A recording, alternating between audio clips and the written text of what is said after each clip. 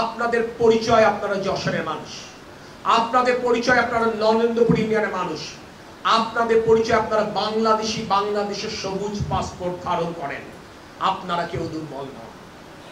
আপনাদের পাশে আমার বিএনপির নেতা কর্মীরা ছায়ার মতো আপনাদেরকে অনুসরণ করবে, যাতে কোনো দুষ্কৃতিকারী, যাতে কোনো চক্রান্তকারী, যাতে আওয়ামী লীগের গুন্ডা বাহিনী আপনাদের দিকে চোখ তুলে না তাকাতে পারে।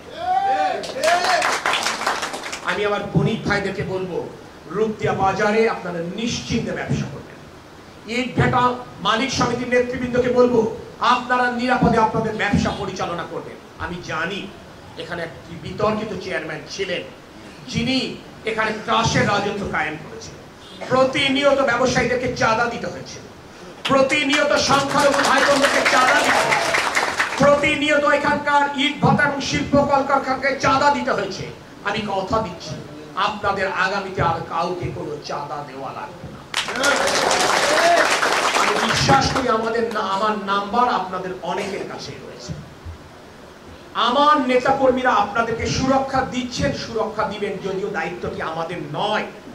আমরা সরকারের কোন পর্যায়ে নেই, আমরা কোনো জনপ্রতিনিধি নয়। তারপরও কেন দায়িত্বটা কাঁধে তুলে নিয়েছি? কারণ এই মুহূর্তে এই অন্তর্বর্তীকালীন সরকার যখন শপথ গ্রহণ করেছেন, এই প্রাথমিক সময়ে জেলা প্রশাসন এবং পুলিশ প্রশাসন স্বাভাবিক কাজ করছেন না কিংবা করতে পারছেন না। তাদের মধ্যে জড়তা কাজ করছে তাদের অতীতের অপকর্মের কারণে।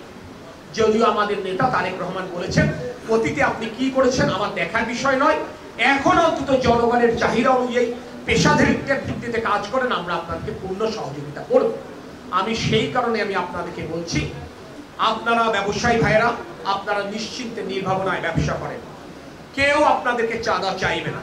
এরপরেও যদি মনে করেন কেউ চাঁদা চেয়েছে, সে যদি আমার দলের কোনো নেতা হয়, আপনারা নির্ভয়ে, আমার নাম্বার আপনাদের কাছে আছে নিশ্চয়ই, আমার নাম্বারে আপনারা একটি মেসেজ পৌঁছে দেবেন। সে যত বড় নেতাই হোক, তার বিরুদ্ধে শুধু সাংগঠনিক ব্যবস্থা নয়, তাকে আমরা পুলিশের হাতে তুলে দেবো ইনশাআল্লাহ। আমি জানি আমার কোন স্তরের নেতা কর্মীদের সাহস হবে না, এই শিক্ষাও নেই এই অনাচারে লিপ্ত হওয়ার জন্য। কিন্তু যে কথাটি আবদার খান সাহেব বলেছেন, আমার নেতাদের দায়িত্ব হচ্ছে আজ ব্যবসায়ীদের সুরক্ষা দেওয়া, আজ আমার সনাতন ধর্মাবলম্বী মা বোনদেরকে সুরক্ষা দেওয়া। এই সুরক্ষা দিতেও যারা ব্যর্থ হবেন, তাদেরকেও আমাদের দলে প্রয়োজন নেই। আজ এটি আমাদের ইমানি দায়িত্ব। আজ এই জনগণ আমাদের উপর আস্থা রেখেছেন। কেন? অতীতেও 4 বার তাদের ভোটে বিএনপি রাষ্ট্র ক্ষমতায় গেছে। আমরা বিশ্বাস করি একটি সুষ্ঠু নির্বাচনী ব্যবস্থা যদি ফিরে আসে, জনগণ যদি তাদের ভোটাধিকার প্রয়োগ করতে পারে নিশ্চিন্তে নির্ভয়ে, তাহলে অবশ্যই তারা ধানের শীষের প্রতীক বেছে নেবেন এবং দেশের তারেক রহমান জনগণের ম্যান্ডেট নিয়ে প্রধানমন্ত্রীর আসন অলঙ্কৃত করবেন ইনশাআল্লাহ। তাই জনগণের প্রতি দায়বদ্ধতার জায়গা থেকে আমরা আপনাদের নিরাপত্তা দিতে আমরা নৈতিকভাবে আমরা দায়বদ্ধ। আমরা সেই কাজটি করে চলেছি, করে যাব। এই 17 বছর বাংলাদেশের মানুষের ভোটের অধিকার, বাংলাদেশের মানুষের মানবাধিকার, বাংলাদেশের মানুষের আইনের শাসন, বাংলাদেশের মানুষ বাংলাদেশী পরিচয়ে নিশ্চিন্তে নির্ভাবনায় জীবনযাপন করবে, এটা নিশ্চিত করতে চেয়ে আমার দল বিএনপি 6 শতাধিক নেতাকর্মী গুমের শিকার হয়েছে। তাদের লাশটিও আজ পর্যন্ত তার প্রিয়জন খুঁজে পায়নি। কবে মারা গেছে এই সংবাদটিও পরিবারের কাছে নেই। অর্থাৎ মৃত্যুবার্ষিকীতে আয়োজন করবার সুযোগও তার পরিবার কোথাও পায়নি। কবরের সামনে দাঁড়িয়ে প্রার্থনা করবার সুযোগ তাদের সন্তানেরা পায়নি।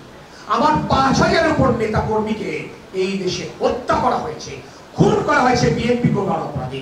এই যশোর জেলায় আমার 97 জন নেতা কর্মীকে হত্যা করা হয়েছে শুধু বিএনপি গোলার অপরাধে। সারা বাংলাদেশে 60 লক্ষ বিএনপি নেতা কর্মীকে মিথ্যা মামলায় জড়িয়ে বারংবার জেলখানায় করা হয়েছে। আমার বিরুদ্ধে মূল মামলা হচ্ছে 68টা, নড়াইল, যশোর এবং ঢাকা মিলে, যার কোনোটি 2টা হয়েছে, যার কোনোটি 3টে হয়েছে, যার কোনোটি 4টে হয়েছে। তার সংখ্যা, মূল সংখ্যা ভেঙে এখন 176টি মামলায় পরিণত হয়েছে। বুঝতে হবে এরপরেও আমাদের কোনো দুঃখ নেই। 7বার আমার বাড়ি ভাঙাচুর করা হয়েছে। দরাটানায় প্রকাশ্য দিবালোকে আমার গাড়ি হামলা করে আমাকে হত্যার প্রচেষ্টা আমার বাড়িতে 7 বার হামলা করা হয়েছে, আমার অন্য নেতৃবৃন্দের বাড়িতে। আমার দলীয় কার্যালয় 5 বার ভেঙে আগুন দিয়ে জ্বালিয়ে দেওয়া হয়েছে। এর পরেও আমি দেশনেত্রী বেগম খালেদা জিয়ার একজন কর্মী, জিয়াউর রহমান আদর্শ আমার হৃদয়ে প্রথিত। আমি তারেক রহমানের নির্দেশে রাজনীতি করি বলেই আমি বলতে পারি এবং বলতে পেরেছি, আজ সময় প্রতিশোধের নয়, আজ সময় ক্ষমা করবার। আমরা যখন 17 বছর ধৈর্য ধারণ করতে পেরেছি, সৃষ্টিকর্তা আর যে কদিন বাঁচিয়ে রাখবেন আমরা সেই কয়েকদিন ধৈর্য ধারণ করতে পারি। কারোর উপর আমাদের কোনো রাগ নেই, কারোর উপর আমাদের ক্ষমা নেই, কারণ সৃষ্টিকর্তা আমাদের প্রার্থনা কবুল করেছেন বলেই আজকে আওয়ামী লীগের এত নির্মম ভাবে, এত লজ্জাকর ভাবে বিদায়। এর থেকে তো বড় চাওয়ার কিছু